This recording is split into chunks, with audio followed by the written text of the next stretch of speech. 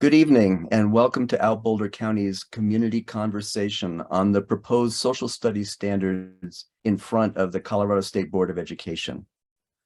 My name is Neil Fishman and my pronouns are he, his, and him. At the outset, I want to acknowledge that Boulder County sits upon the unceded territory of the Arapaho, Ute, and Cheyenne nations and home to many Native people today. As chair of Out Boulder County's Advocacy and Public Policy Committee, I am pleased to serve as moderator of this event. Tonight's conversation is an opportunity to turn your attention to a most important matter being considered by the Colorado State Board of Education. You see, there is a most concerted effort to erase historically underrepresented people and communities from Colorado's social studies educational standards.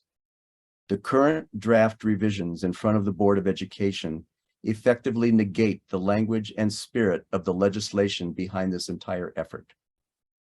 We intend to present facts and information that will not only help you understand what is happening, but importantly, to raise your knowledge and willingness to advocate effectively for our communities and the 900,000 kids who attend school in one of the more than 1,900 public schools which are overseen by the Colorado State Board of Education. In the end, we hope to ensure that accurate and fully inclusive social studies standards are adopted by the Board of Education so that school districts have clarity in developing their K-12 social studies curriculum within the context of the legislation that was signed into law in 2019. We have assembled a truly remarkable group of people to lead the conversation this evening. We are most honored to have Dr. Lisa Escarzaga, who is actually a current member of the Colorado State Board of Education. Dr. Escarzaga's 32-year career in education includes having recently served as Executive Director of the Colorado Association of School Executives. She was previously Chief Accountability and Research Officer for the Aurora Public School District and has served as the Director of Assessment and Research in that district as well. And she has been a school psychologist where she focused on mental health, behavior, and learning. We welcome Dr. Escarzaga. Dr. Rob Anderson is another of our esteemed panelists. Dr. Anderson is the current superintendent of the Boulder Valley School District, and his more than 20-year career includes being a math and science teacher. He rose through the ranks to eventually become a public school principal. He comes to the Boulder Valley having served previously as Deputy Superintendent of Academics in Fulton County, Georgia. He has a passion for public education after growing up in poverty, but seeing firsthand how education changes lives. Welcome to Dr. Anderson. The third of our panelists is Dr. Bruce Parker, who is the current Deputy Director of Out Boulder County. Dr. Parker has been fighting for full equality and justice for LGBTQ+ people for more than 20 years. He has had both volunteer and professional roles in higher education, local and statewide community organizations, and state government. Before coming to Out Boulder, he served as Director of Community Programs in the office of Louisiana Governor John Bel Edwards. Dr. Parker's PhD from Louisiana State University was in curriculum theory, which makes him an ideal person to be engaged in this conversation. Welcome, Dr. Parker. The fourth of our panelists is Rachel Walker. She is a writer and editor who was born and raised in Colorado and has lived in Boulder since 2004. A former TED Scripps Fellow in Environmental Journalism at the University of Colorado, she also holds an MFA in fiction from the Bennington Writing Seminars. Rachel is the mother of 2 boys in the BVSD system, a member of the Boulder Daily Camera Community Editorial Board, and is on the Boulder Valley School District's Title IX Stakeholder Council. Welcome, Rachel. And last, but certainly not least, the final member of our panel is a teacher extraordinaire. Mary Galreath has been teaching in the dual immersion program at University Hill Elementary School in the Boulder Valley School District for 21 years. She's a part of the LGBT community and is a parent who has at least one child who is a part of the LGBT community as well. Mary was born and raised in South Carolina, but has lived in Colorado for 23 years. Welcome to Mary, and again, thanks to all of the panelists for coming out tonight to be with us. As for some logistics, if you have any questions that you generate during the topics that are being discussed by the panelists, please type them into the chat. We have allotted time for question and answer after we hear from each of our panelists. If you please send your chats to all of the hosts or to me directly, then we can go through them and hopefully answer as many of the questions as possible given the allotted time. And for your information, this event is being recorded and will be available at the Outboulder website in the near future. Okay, so let's get to it. Let's begin with an overview of the legislation and process that has led to what we are discussing here tonight. Dr. Parker will provide us with this context. Take it away, Bruce.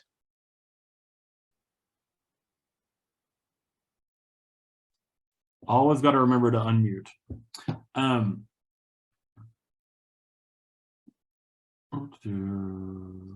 Okay.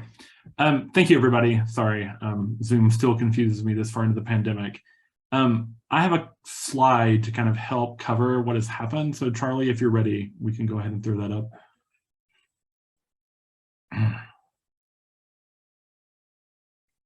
So the first thing that I think is important for everybody to walk away from this conversation knowing is that years of community activism by leaders in the Latino community, leaders in the Black community, kind of came together to push for legislation that would be inclusive of the full spectrum of identities and cultures in Colorado. They tried for years before they were finally successful. In 2019, HB 191192 passed. The bill required that social studies standards include accurate representation of often underrepresented populations.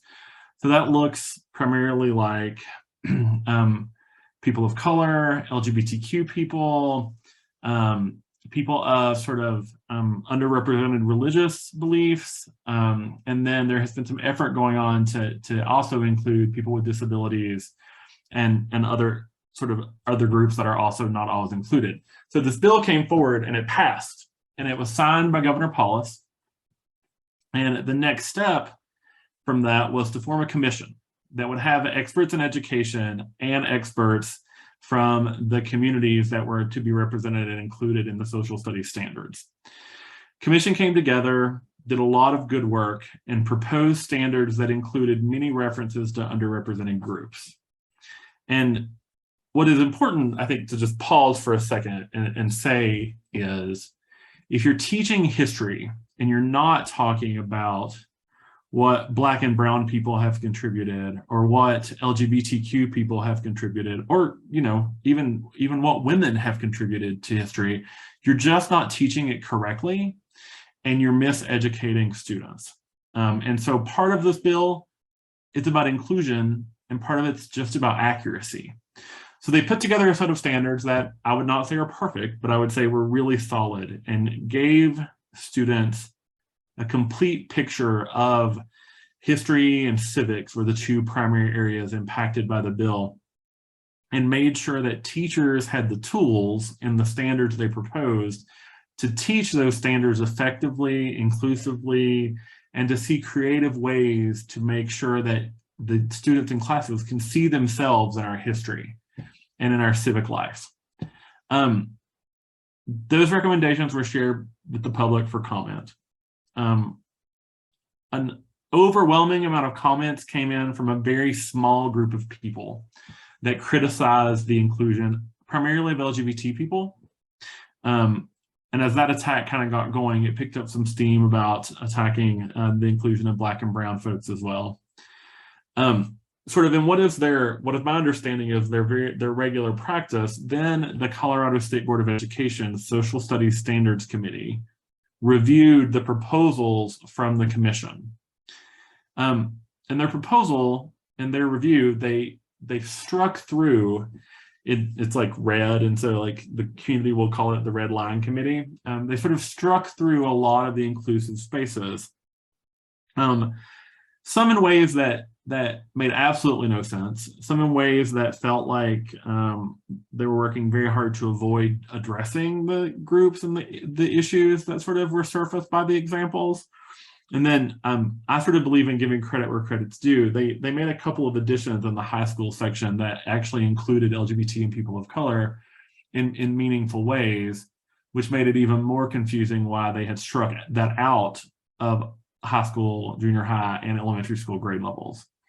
So the way this works is, and member Escarcega goes after me, I think, and we'll have a better sense of this process. But the way this works now is this committee, red line, cut all these examples, sort of removed the accurate portion, I would say, of some of these issues, and the inclusive portion for sure from the proposal.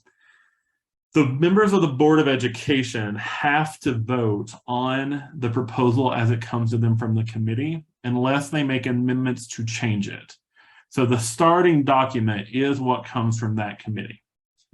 So there's a process underway for members of the board to amend the proposal to make it closer to what it was initially intended to be, and to make sure that the standards are accurate and inclusive of BIPOC and LGBTQ people. And so it's just really important that we learn this well enough that we know how to talk about it, and that so we can take action before the November 10th board meeting, where they will make this decision. I believe I come back at the end of the call to talk a little bit about what you can do to make a difference. And I'm just going to sort of close out by saying, I grew up in Pike County, Kentucky, far away from anywhere where there were out gay people in the 80s and early 90s. And I felt lonely and isolated. And I had one history teacher who did a phenomenal job of teaching about LGBTQ history as she taught us US history and European history. And so I knew that Walt Whitman was gay, and I knew about gay poets and gay artists, and that class may have saved my life. And so giving teachers standards that let them teach to the classes they have and give them the tools they need to make sure they're serving all their students is just crucial. And that's really what this is about. It's about helping students see themselves, learn accurate history, and helping maybe save their lives. Thank you. Great. Thanks, Bruce, for that. I appreciate it. Next, we turn to Dr. Escarcega, who, being a member of the Colorado State Board of Education, has a unique perspective and insights into the workings of the board and what we can expect to happen at their November meeting. Dr. Escarcega, please. So thank you. And thank you for having me. Thank you for letting me have a few moments here. Dr. Parker did a great job of giving you that background. I will say, since the 1192 went through, I've been watching it and following it very closely. And when we received standards revisions in November of 21, the revisions, the original revisions to the standards were pretty complete. They weren't bad. Again, there's always room for improvement. And I really thought we were on the right track, and this was going to go forward fairly smoothly. I knew there would be some issues. What was a surprise to the board was that second set of revisions that came to us in June of 2022 from the committee that struck all these areas, and specifically language that depicted individual groups when we label Black, Hispanic, etc., LGBTQ. And I think you've seen some news reports that talked about the numbers of times it was struck, etc. So once that happened, then it became apparent to a few of us on the board that we're going to have to do our homework, do our work, and that we are going to have to come back and bring amendments to that final proposal, but we needed to be very thoughtful about what those amendments were going to be. It's tempting to just say, I'm just bring back all of 1192's recommendations, forget it, or just bring back the original committee recommendations. But they could all, you know, all the reports could be improved on, and we wanted to be very strategic about this. So I've been working on it. Dr. Esser has been working on it, and I believe a third person may have amendments as well. So I can explain to you what's going to happen. Our meeting will be November 10th. It has been moved. It was going to be in Thornton for a full day. But Thornton, as it turns out, does not have streaming capabilities in their boardroom. And we know this board meeting has to be live streamed out. It won't set to be recorded. It won't work well. So we are going to now move it back to downtown Denver in our Sheridan building. It's across the state or across the street from where our boardroom normally is. Our boardroom is going through a renovation in anticipation of 2 new board seats coming up here after this election, November 10th. So it will start, meeting will start at 9. There will be public comment about 10, which is typical. And then our item for the board, social studies item, appears to be last on the agenda. I'm guessing around 2:30, 3 o'clock. If it has gone as other items have gone through our past standards work, we will have staff present an overview, maybe a very shortened overview of what Dr. Parker presented, but they'll give a little bit of a background and then turn it to the board chair. At that point, I expect the board chair to say, all right, members that have amendments, let's discuss those, bring those forward. I will probably go first. I'm just thinking because I worked on elementary and I did turn in a draft set of amendments today that number, I think it's 14, but they cover the preschool through 5th grade levels. And they are intended to restore language from either the 1192 or the committee, standards committee revision report. And they're also intended to be as high level as possible in the standards. So whether it's an evidence outcome, which is the highest level it could be, or working its way down, so that basically the intent of the legislation will cascade through the rest of that grade level. So I will present those, and I'm going to present them as a block. I do not want to wordsmith. I don't want to play here. It's going to be all or nothing, I believe. Then I expect we will vote on this. And you have to vote on each set of amendments. So my set will get voted on. I believe after that, Dr. Esser worked on the middle and high school. She will present her amendments. And then I am now being told we may expect a third set of amendments coming through around genocide Holocaust standards. We may be coming and bringing those back. If you've been watching what's in the paper, we need to address and clarify some issues, I think, as a board. So I'm being told that that's going to be entertained. We will have a board vote on each set of those amendments. And that's about the best I can tell you. It would be great if it was as smooth as what I just told you. Highly unlikely. I think you can expect quite a bit of brouhaha, a lot of grandstanding and some other things by the conservatives. But be that as it may, we do intend to fully go through this and see it through. And I do intend to see a final vote in November. I will call for the vote if it takes that. We won't be stringing this out any further because, as Dr. Anderson's going to tell you, school districts are awaiting these revised standards to get to work and looking at their curriculum and aligning and looking at resources and materials, and they just can't continue to wait on the state board. So I hope that's pretty clear as mud.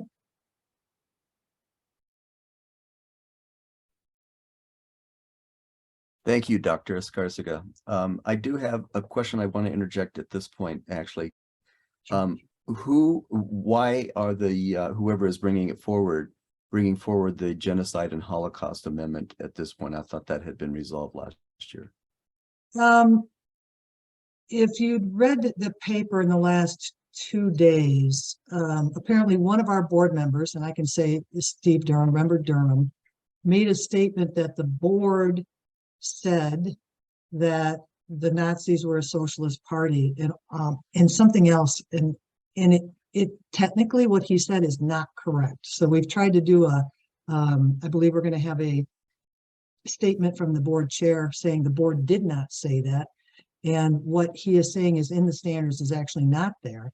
But I'm hearing that they want to, and by they, I'm talking legislators and a lot of individuals want some clarifying language inside those standards so that we can be done with this. And I believe that's going to come forward. So normally we wouldn't go back, but you know, we need to get it right. We didn't get it right enough. We need to go back and make sure it's solid.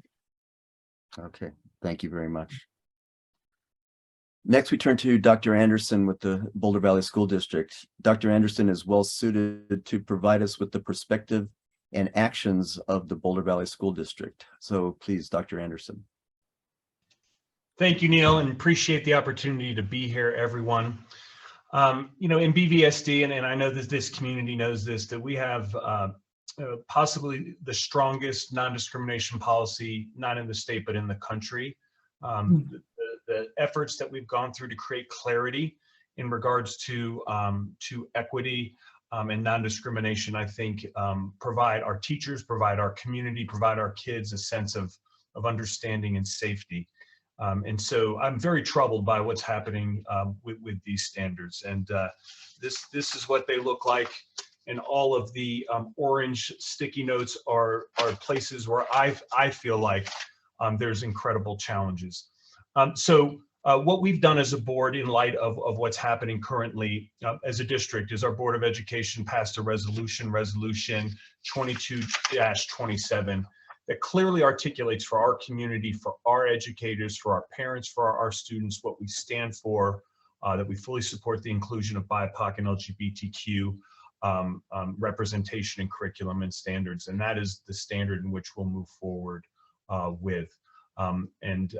And Neil, if you want me to get into the other part where I could talk to you about the curriculum and how we develop curriculum, I could explain how this resolution is really going to help create clarity for us in Boulder County. As these standards go through this process, the resolution that our board has passed is what's going to guide what's in our curriculum. Certainly we have to follow the standards, but we're also going to be making sure that we follow House Bill 191192, along with our resolution to guide what is taught in BVSD. And standards are at a very high level. We create specificity for our teachers, for our educators, for our community through something we call an instructional playbook, where we go through the state standards, we prioritize those standards that we know that we need to teach in depth, and we provide examples for our teachers and educators to ensure that there's inclusion of our BIPOC communities, our LGBTQ communities, especially in social studies standards. And so, while I want to create a sense of comfort with this group, to know that in Boulder County, we're going to make sure that we're teaching the standards K through 12 that are inclusive of those groups. I think the challenge for this group and for our state is that not many school boards have passed a resolution that creates the clarity for our teachers, for our educators, and what is an incredibly difficult and trying time to be an educator as you're trying to teach topics that some are redlining and creating a sense like that they're not allowed to teach them. And I think that's my biggest concern here, is that typically when state boards adopt standards, right, there's some specificity, some vagueness. This is my first time in my career where I feel like a process that has happened at the state level could be weaponized and used against teachers trying to cover topics, being inclusive of our BIPOC LGBTQ communities, because they're going to hold up this document and they're going to show where it was crossed out and not allowed. Now, I don't even know if that's the intent of setting standards. And I think that's my biggest concern. And so, you know, we've been working with other school districts. Several school districts have adopted our resolution. We feel like that's a good path to go forward. But Lisa, and I know that you know this, I think the troubling part for us here as superintendents is this isn't just what you teach, it's going to be interpreted what you can't teach. And I don't know that that was ever the intent. And so that's kind of my take, what I'm seeing here in the state, and what I'm committed to making sure that we do in BVSD, which is to be incredibly inclusive and create safe spaces for teachers like Mary to be able to teach with confidence, to know that they have the support of the school district to do what's right.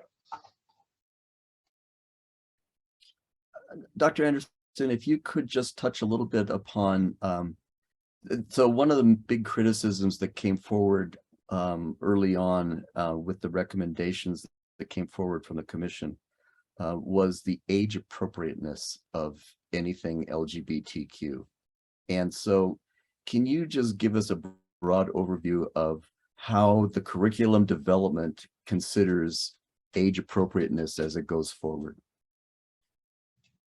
So we fully disagree with that. I think that as you think about age appropriateness and inclusion, we don't believe here in BVSD that is the way things should be. Certainly, as we think about the curriculum, we're talking about an inclusive curriculum, and you need to start being inclusive as soon as kids show up to your schools.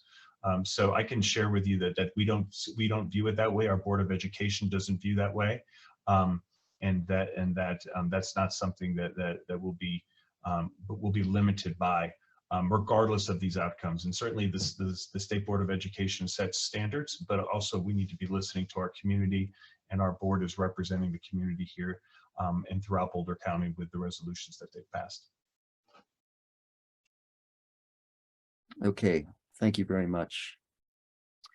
Okay, we'll move on to Rachel Walker. Rachel, please take some time to provide us a parent's perspective on why the original recommendations, or something very close to that, need to stand. Thanks, Neil. And thanks everyone for tuning in. And, I'm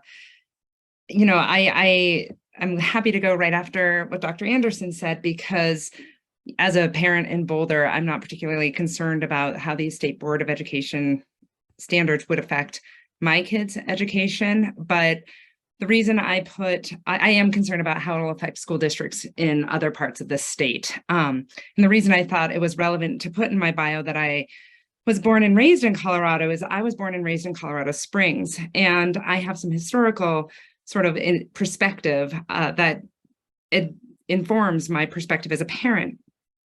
Because in 1992, when I was a junior in high school, Colorado voters approved Amendment 2 to the state constitution. And for those who aren't familiar with Amendment 2, what it did, it was a statute that denied LGBTQ plus individuals legal protection against discrimination because of their sexual orientation.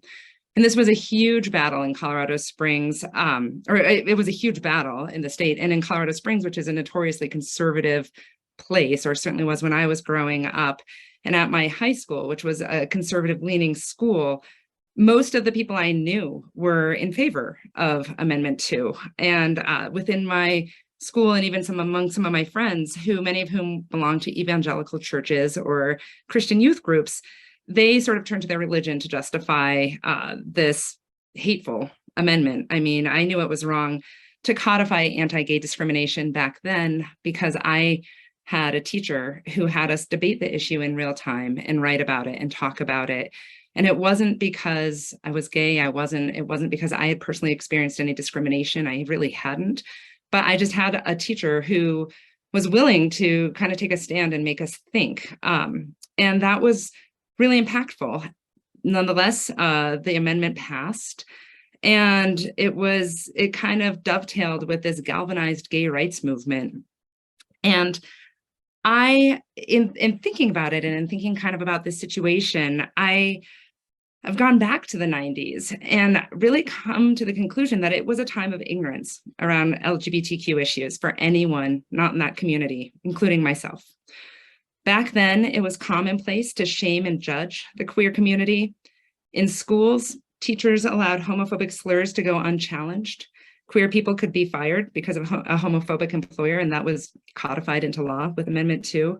The status quo dubbed homosexuality a lifestyle, and which essentially denied LGBTQ people the inherent humanity that they have as people, as individuals.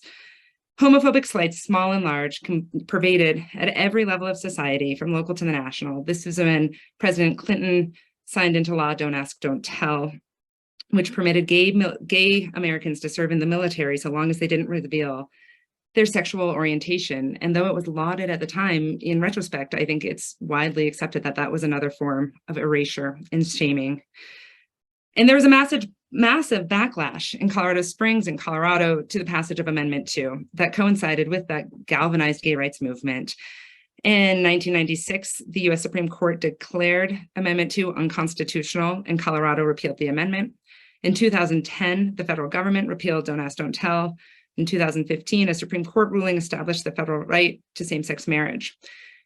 So as a parent, as a straight parent in BVSD, I believe that every student in the state should know the role that LGBTQ plus community has played in Colorado history. Literally every student, from kindergarten through high school.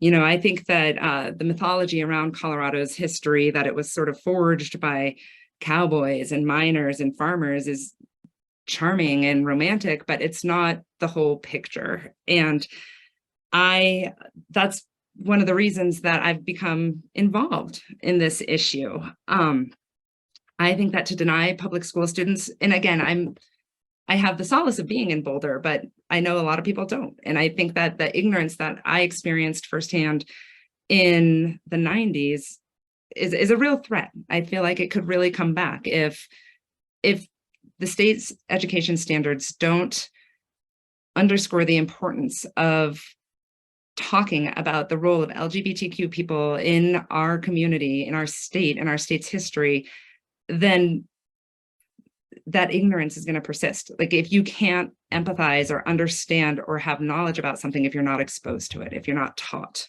it by intelligent people, you know, the LGBTQ plus history in the state is really rich and it's relevant. And I think that Amendment 2 is a really low point in our state's history. Now we have a gay governor. And we've also gone from being a very red state to a very blue state, or a purple state, sorry. And regardless of anyone's politics, I think that it's really important. You can't ignore the role that the LGBTQ community here in Colorado has had in influencing our politics, influencing our economy, influencing pretty much everything about Colorado. So as a parent who grew up in Colorado, who in a very conservative, in my opinion, closed-minded space, it's terrifying to think of the state essentially allowing that sort of backslide. And that is essentially why I've gotten involved, why I think this is a really important issue. And I don't think it's incumbent just on the LGBTQ plus community to speak out. I feel like every parent should be making noise about this, every teacher, every educator. And that's because this isn't just a special interest issue. I think this has to do with having a holistic understanding of our state's history, which, if we're going to have an educated populace in this booming state, is essential. So that's my opinion. Thanks, Neil. And thank you, Rachel. Thank you very much. Okay, Mary, we give you the floor to give us a teacher's perspective on the realities of implementing the developed curriculum when LGBTQ issues have become politicized.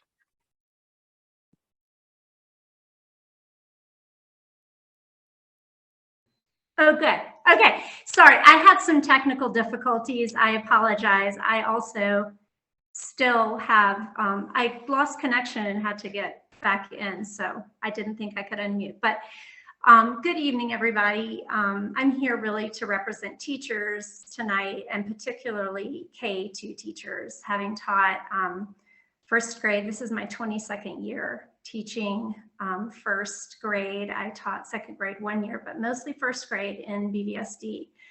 And you know, I feel very privileged to work in BVSD, and I even came to the district because of what an amazing, inclusive district it was, with such a strong history of supporting my community. And I knew that it would be a place that I could raise my kids.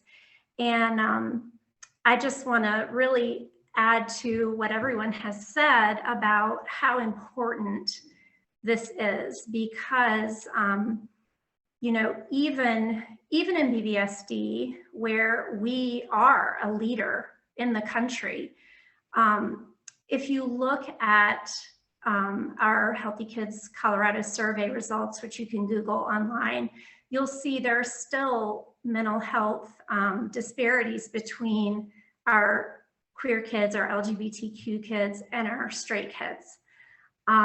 And it's really, really essential that we create inclusive spaces. And part of that is to have kids see themselves in the curriculum, starting at very young ages. The earlier, the better. And if you talk to LGBT youth, you will hear them say that one of the more challenging times for them, especially transgender and gender nonconforming kids and non-binary kids, is in elementary school, because really early on, there are a lot of conversations about sort of the pink and blue rules, what's for girls and what's for boys. And that happens in very early on.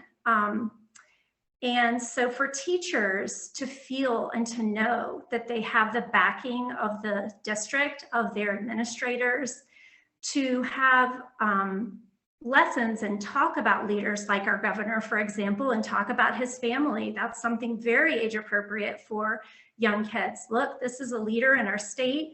This is what his family looks like. And we have kids in our classrooms with families that look like his, and they should see their families in the curriculum. So I think that there's so many age appropriate ways, but teachers, it's very scary to teachers to think that they're going to be teaching and then have backlash and not get support. Because like Dr. Anderson said, unfortunately, and this is not just here in Colorado, this is across the country, because like I said, I grew up in South Carolina, and believe it or not, I saw a Board of Education candidate for South Carolina that this very issue, and it was about what's in the curriculum. And if it's not in the curriculum, is it okay for teachers to be teaching it? These are questions that we get.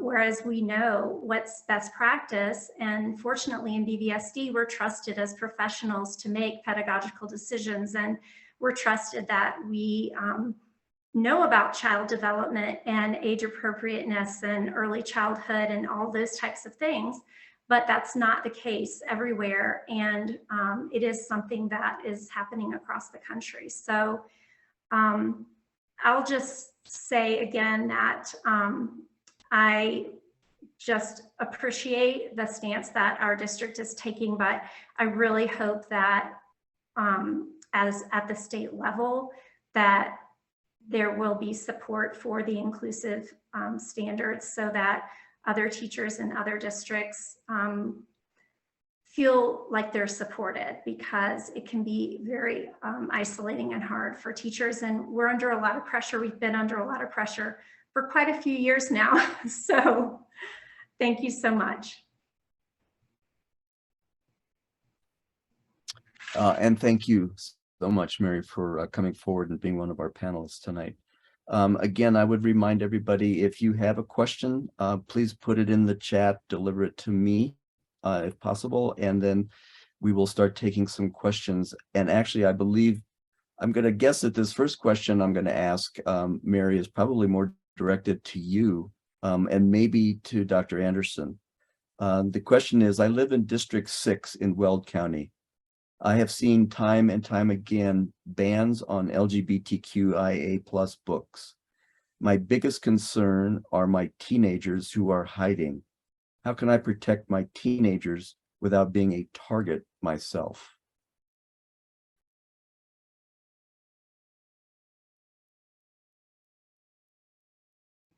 I don't know if I'm the best person to answer that question. What a tough thing. I mean, again, my heart just breaks, because I know how difficult it is. And I know many of the folks here that have a passion for these topics know how difficult it is to be a young person even in a state like Colorado, even with a gay governor, even in 2022, it's hard to come out and to find community and to feel like books about your identity are not allowed in your library at your school. I mean, how heartbreaking is that?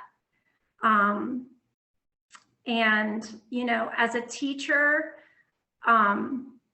I hope that those kids have allies in their schools. I hope that they have a GSA. I hope that there are those types of opportunities in Weld County.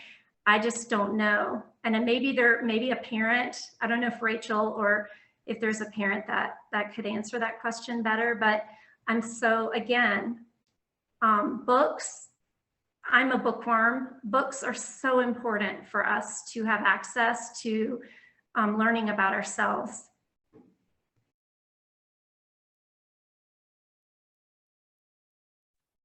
Dr. Anderson, can you at least give us some information about how BVSD provides an environment for teachers to be able to help students and not ultimately become targets themselves? Absolutely, Neil. And I do think that it takes a district-wide leadership. It takes people running for boards of education that are going to make sure that all students are included and supported. And just like we're talking about with the standards, right? You've got to get specific so folks feel comfortable and not threatened. I think Mary had some really great ideas on trying to get advocacy groups, getting GSAs involved, getting and trying to build a community that can support amidst the chaos that's happening in Weld 6 and other places across the country where folks are trying to ban books. They're trying to do all of these things that are so harmful for our youth. So, you know, try to find safe spaces, try to find allies, but most importantly, get involved, right? You know, talk to your elected officials, talk to your boards of education, talk to your superintendent, and then push back on the things as a community that aren't helping our kids. And those are tough, hard fights, but if you don't stand up for what's right and fight, then it's tough to make change. Okay, thank you. You know, at this point, oh, here's a question. Again, perhaps Mary, which is, I'm good, I'm glad. Are teachers permitted to answer any question that students ask?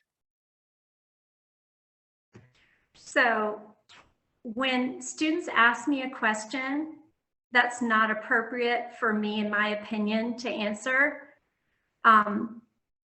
then I will tell them to talk to their parents. Because I work with first graders and they do ask questions that are not appropriate for me to answer.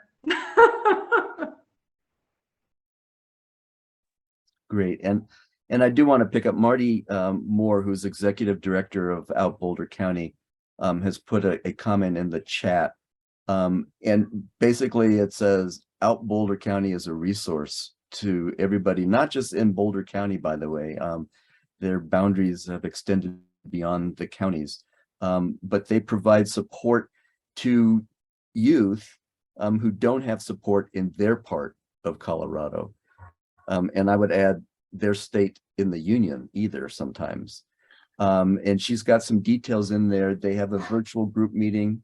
The group is for LGBTQ plus youth ages 12 to 18. And it helps to connect people from across the state. And she gives a date and a time and a link, and contact Chris at Out Boulder. All of this is in the chat. I would encourage you to copy the information, particularly the link and Chris's email address, so that you have that as a resource for you, and spread it widely, because again, Out Boulder County does not have defined boundaries in that are consistent and complete with the county. Okay. Bill, I'm Yes. sorry. Bill, we can also send an email out tomorrow to all the attendees with links or anything that's mentioned to make sure that we get it out to folks. And I think the other thing I would add to that is we are fairly relentless advocates at Out Boulder County. Marty is unstoppable, and I have a PhD in education and have done LGBT advocacy in the Deep South. And so between the two of us, we don't give up easily. And so if you need help, it's not just for the kids, right? We will show up for you or find the resources for you locally to help you protect your family and protect your kids. And so just reach out to us if you need to as well. Okay, and Bruce, stay on for a moment, and I will also invite all of the other panelists. If you have a comment or an addition to anything that's being asked or addressed at this point, please feel free to just chime in. I appreciate that. So Bruce, I think this one might be geared towards you and picking up on what you just said. The question is, I'm a part of the Northern Colorado Imagine Zero Suicide LGBTQ+ work group, and we are curious if there are ways LGBTQ youth who want to be involved in advocating for inclusive curricula are being supported to engage in youth-friendly ways. We're looking for ways to help empower youth, and I would invite Dr. Escarcega to also chime in on that one. So would you like to go first, Member Escarcega? I will just say that they, even tonight, tomorrow, can write letters to the board. And we have had purposefully set up, students have come to the last 6 months of board meetings and have been the best spokesperson, people that we can get. Now, at the point, we only got one meeting left. Letters are very, very helpful. And if you just address it to the entire board, each one of us will get it, read it. I use them usually in my speech as I'm talking. So that's best. Bruce, is there anything you can add to that? Yeah, so when we wrap up, I think I'm talking about what folks can do, and it'll have some detailed instructions how to do what the member just suggested. There's also an opportunity to contact one of the coalitions Out Boulder County is a part of for youth and parents and teachers who want to testify at the school board to receive some support and training to help prepare them. And so that will be included as well. And then I think also don't hesitate to reach out to Marty or I, and I'll make sure both of our email addresses are included tomorrow, and we will individually plug you in or plug youth into places where they can be helpful. I think we at Out Boulder County subscribe to the belief that nothing about us without us. And so if we're going to be working for kids and trying to advocate for kids, we want the kids front and center and helping guide the way and tell us how to do it. And so, yeah, we definitely can get people connected. And I'll make sure that I share the email address people can email if they want to testify or want to get engaged in that way. And that's available for youth and for parents and teachers.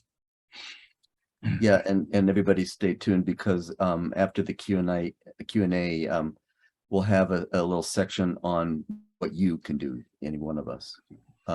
Now we have a question specifically for Dr. Escarcega.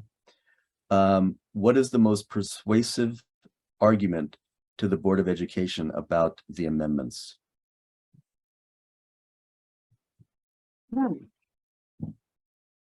I think where I've had the most traction in conversations with some of the other board members is student safety. And that was an opening remark I made months ago, where I said, if we as a board have a shared value of student safety, then we aren't going to have issues talking about these contents, topics, inclusion, standards, etc. So I think that it's safety, and then that idea of, for me personally, actually, it was the No Justice, No Peace girls, I call them young ladies, who came and testified, and through arrangement, I had them come testify, where they said, that they had to go to Washington, D.C. to actually see themselves inside of history. And that is just that's just such a shame. And I think that struck a chord with me. It will strike a chord with others. And the testimony we've had from students, again, has been very helpful. Just this idea of, I need to feel safe to be at school. If you're all about reading and writing and math, fine.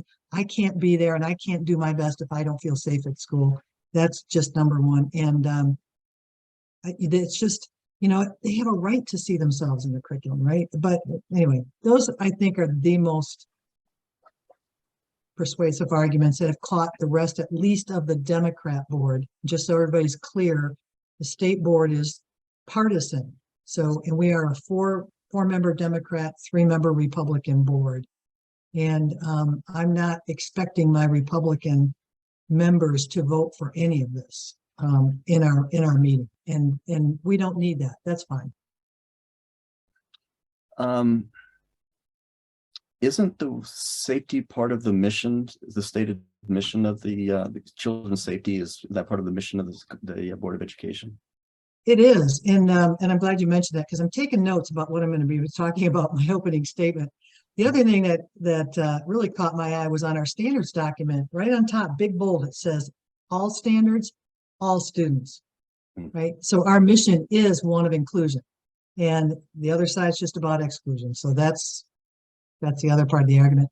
And while I have the floor, let me just reach out and just say, I need to thank Dr. Parker. So this group understands that he sat with me for a couple hours yesterday and we walked through every single piece of those standards so I could get his thoughts and get that, just that confidence of which would be the most impactful areas. And that's what I worked on and turned in today. So I need to thank you so much. And I actually do need another hour or so later. I'm going to be calling you.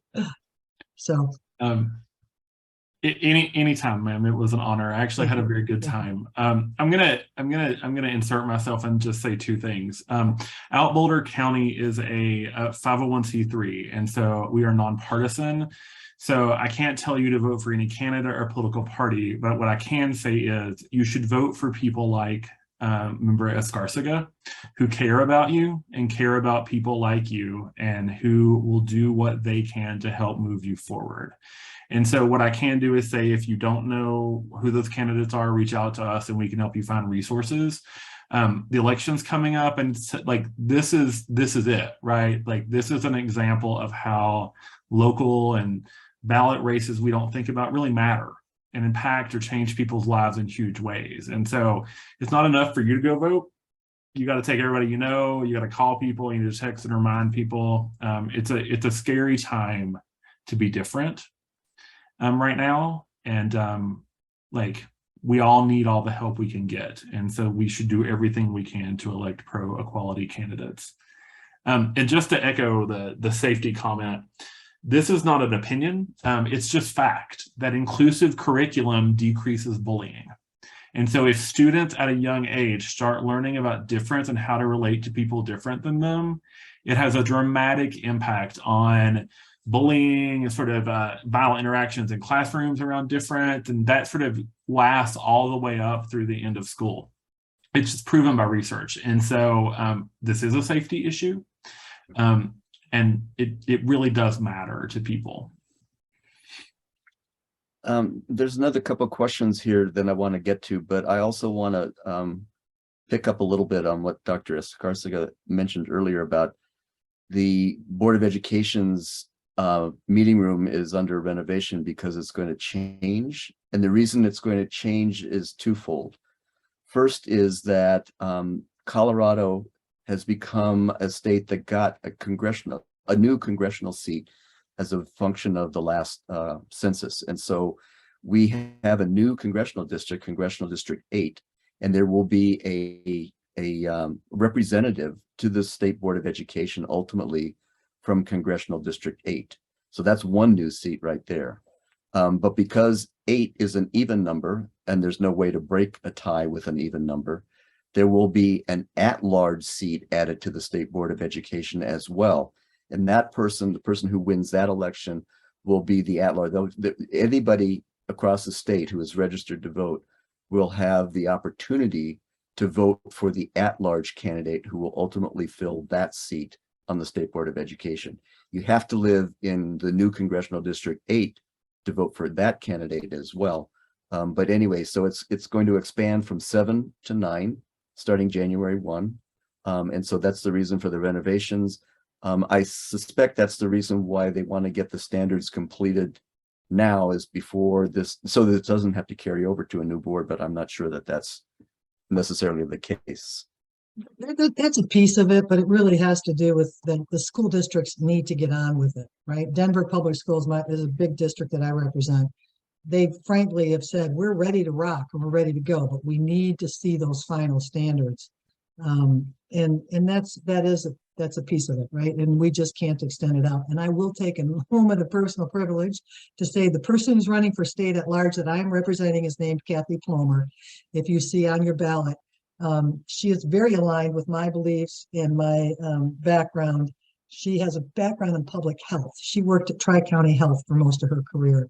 She was an 8-year board member up in Thornton, president of the board at one point. She's a great candidate. So I know you're nonpartisan, but I'm not.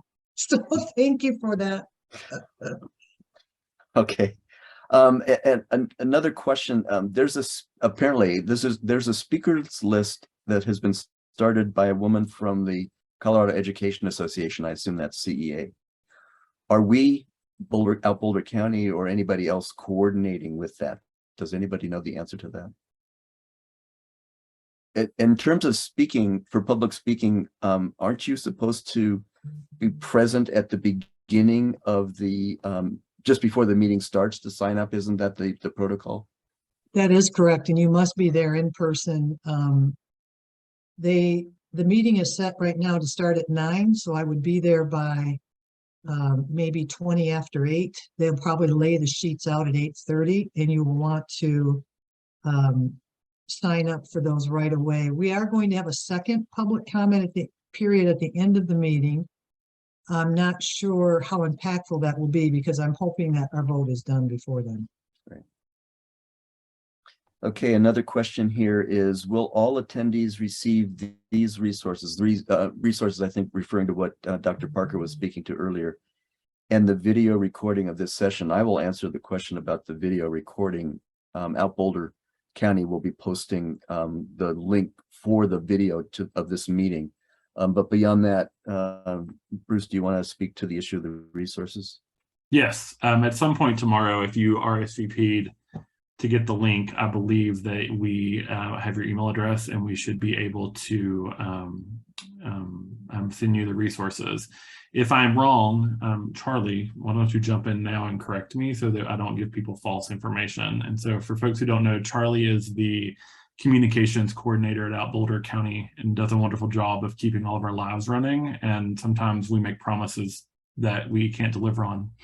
And so since Charlie has interrupted me, yep, we will get you everything tomorrow via email. Yep, we can do that. I don't see a question here, but I see a very kind of a chilling comment coming forward. This is a short story about Amendment 2, which Rachel had touched on earlier. This person was teaching and living in Colorado Springs when Amendment 2 was voted in. The District 11 School Board asked for a list of teachers and their marital status. I worked with a woman who lived with a woman and was terrified. I don't know if they were a couple, she never said, but she was scared just for being unmarried and in her 50s.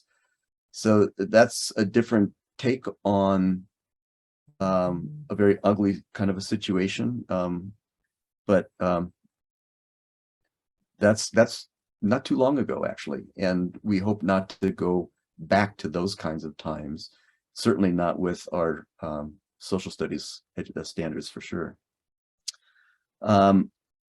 And also, Bruce, would you include a way for people to sign up for inclusion of the Boulder County newsletter? We've had a request for that. I see a hand raised by Marty Moore. Thank you, Neil, and thanks everyone. The question, I don't think the question got answered around the CEA and their coordination of speakers. And I don't know the answer to that, but if somebody has a connection to the CEA about that, would you please send that to Neil or Bruce so we make sure we're coordinating. We're coordinating through OASIS, Boulder County Public Health Youth Program, One Colorado, Great Ed of Colorado, and some others, but I can't remember if CEA is on that list. So we need to make sure we coordinate. Thank you for bringing that up. Yeah.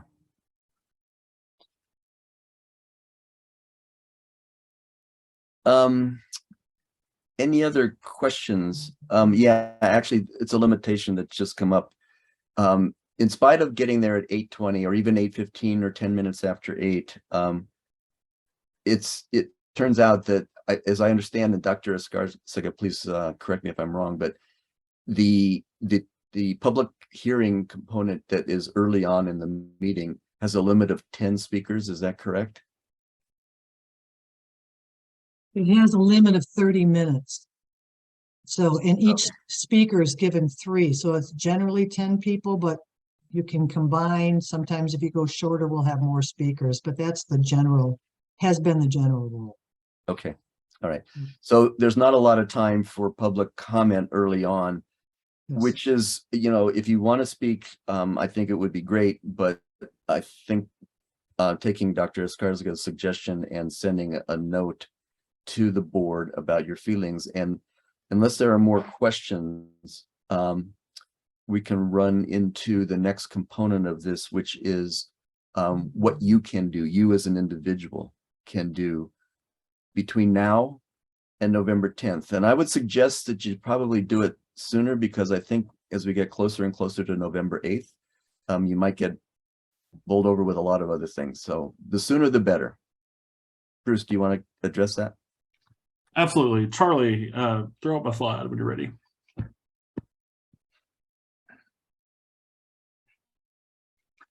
Okay, so first, thank you all for coming tonight. We really appreciate it. Neil has done a fantastic job pulling this together for everybody, and everyone who joined the team, the Boulder team, to make this happen knows how important it is that we all show up for our students and how this all ripples out. And so thank you for what you've done already, and thank you for what you're going to do after today, because I know that if you made the time to come here, you're going to do everything you can to stand up for our kids. Number one, I have the election date wrong on the slide. It is November 8th, not the 6th, which is the second time today I've made that mistake. And so I should have thought about that after the first time I caught it. So go vote, and vote for candidates who support LGBTQ+ and BIPOC communities. It's important. Local politicians make a huge difference. We can only get so much impact who wins federal elections and which party controls the federal Congress and the White House. What we can do is elect local officials who will stand up for us and other people who need it. And so go vote, go vote, go vote, just preferably on November 8th. Or, send your mail-in ballot earlier. You can write the Colorado State Board of Education. The email address is there. We'll include it in the email we send out tomorrow as well. Lisa mentioned that the amendments they are using are not going to specifically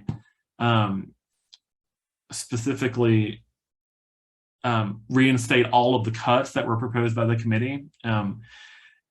That's still the message we're going to use, sort of restore the revisions. It's kind of the frame, like restore the cuts. And so that's the easiest messaging tool to get out. And I will just put a pin in that for a second and say, there are more than a couple spots where Lisa's proposed amendment is actually stronger than it was prior to the cut.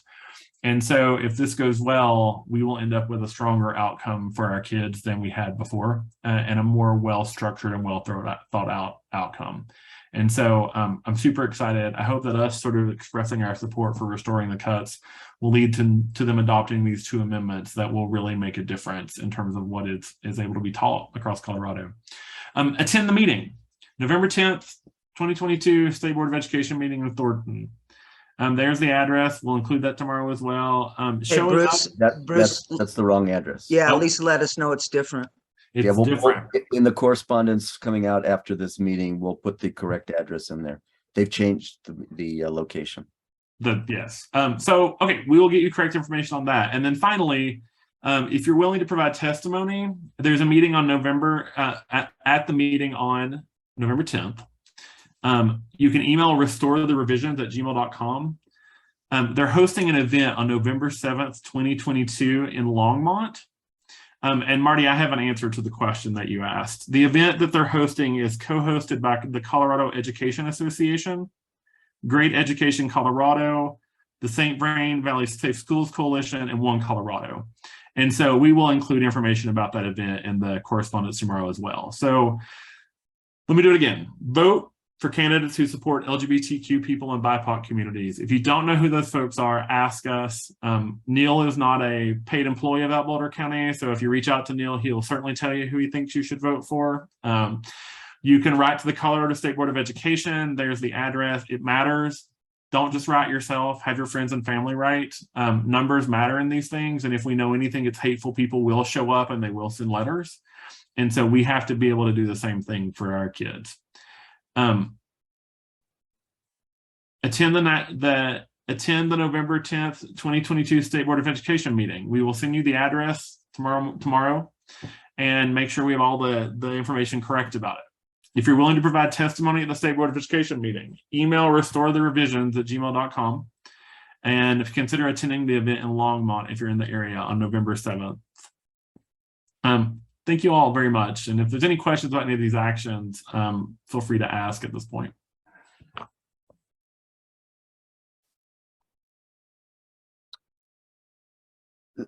So I think Marty got it right in the chat where she says vote early. So pretend know the date is actually November 8th, but vote early. Just make sure you vote. And in regards to what we're talking about tonight, everybody who is registered in the state of Colorado has the opportunity to vote for the at-large position for the Colorado State Board of Education. If you live in the new CD8, you have the opportunity to vote for 2 people that would sit on the State Board of Education. But for those of us who do not live in CD8, we will all have an opportunity to have to vote for the at-large position. I want to also thank Charlie for all of the technical work that she was able to do to make this a very seamless and successful Zoom meeting. Before we leave, though, I would ask our panelists, if you have any more comments to make after some of the questions, or if you thought of something in the interim, please unmute yourself and just come forward and say whatever you want to say.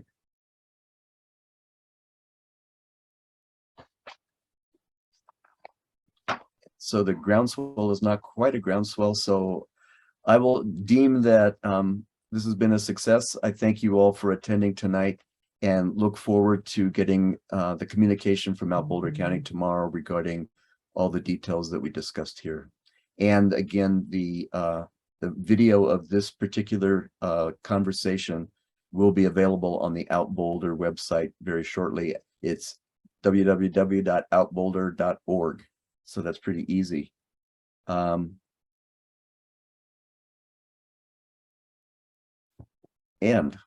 I think that's it. Thanks very much, everybody, and good night.